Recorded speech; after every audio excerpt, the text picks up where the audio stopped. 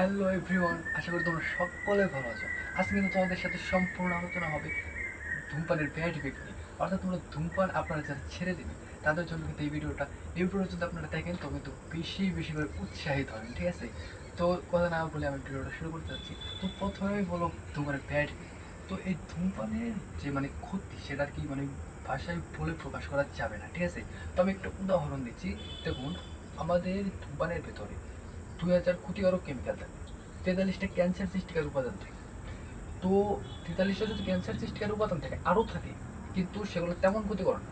আর যদি কেমিক্যালের কথা বলতে চাই, আমি বলছিলাম না 2000 ক্ষতিকারী কেমিক্যাল থাকে, ওইটা তারা বেরোনোর সংখ্যা তারা কত জানেন? 7000 সামথিং। অর্থাৎ এইটা আমাদের ফুসফুসে কোটি কোটি বায়ু চলতে থাকে, ঠিক আছে?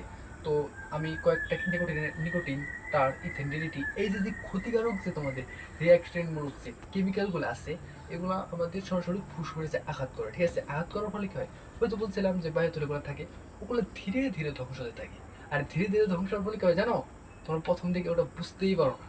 আর যখন নাকি এটা বেশি মাত্রায় ধ্বংস হয়ে যাবে তখন কি হবে জানো? তোমার হাঁপানি, শ্বাসকষ্ট, এইসব রোগ কিন্তু তোমার দেখা দেবে। তুমি একটু দৌড়তে পারতেছো না, তুমি হরণ হয়ে যাচ্ছ। এবং তোমাদের রক্তের যে লোহিত রক্তকণিকার যে কণা, তোমাদের ওইখানে চর্বি জমা হয়, এবং তার ফলে তোমাদের রক্তের অস্বাভাবিকভাবে চলতে শুরু করে। এবং চলার ফলে কি হয় জানো? যারা বয়স্ক আছেন আপনারা, দেখা গেছে আপনাদের বয়স 50 সামথিং হয়ে গেছে, তখন কিন্তু আপনার একটা বিপদে পড়বে। এই অস্বাভাবিক রক্ত চলাচলের ফলে কিন্তু আপনাদের স্ট্রোক হতে পারে।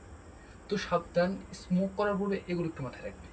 আর যদি ধূমপান ছেড়ে দেওয়ার কথা বলি, তাহলে ধূমপান ছাড়া কোনো বিকল্পই নেই। আপনারা দেখুন, এবং শুধু তাই না, তো এর ভেতরে আমরা যে কার্বন ডাইঅক্সাইডটা আমরা নিঃশ্বাসের সাথে ছেড়ে দিই, এই কার্বন ডাইঅক্সাইডটা 7000 গুণ আমাদের ব্রেনে রিলিজ হয়।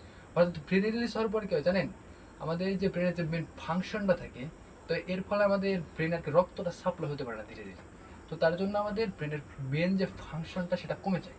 অর্থাৎ আপনাদের বুদ্ধিমত্তা হ্রাস পাবে, আমাদের ব্রেন ঠিকঠাক কাজ করবে না। একটা পর্যায়ে যাই দেখবেন যে আপনার কিছু মনে থাকতেছে না, আপনার ব্রেনের যে মেইন যে ফাংশনটা সেটা নষ্ট হয়ে গেছে, আপনার স্মৃতিশক্তি নষ্ট হয়ে গেছে, এবং আপনি ধীরে ধীরে একবার ল্যাপস হয়ে যাবেন, ঠিক আছে? তো তার জন্য আমি সাজেস্ট করবো আপনি স্মোক এই মুহূর্তে ত্যাগ করুন। তো এর পরবর্তী ভিডিওতে আমি তোমাদের দেখাবো যে স্মোক করার পরে আমাদের যে ইতিবাচক অর্থাৎ ভালো যে পরিবর্তনগুলো হয় সেগুলো। আচ্ছা, ধন্যবাদ সকলকে, সকলেই ভালো থাকবেন, ঠিক আছে?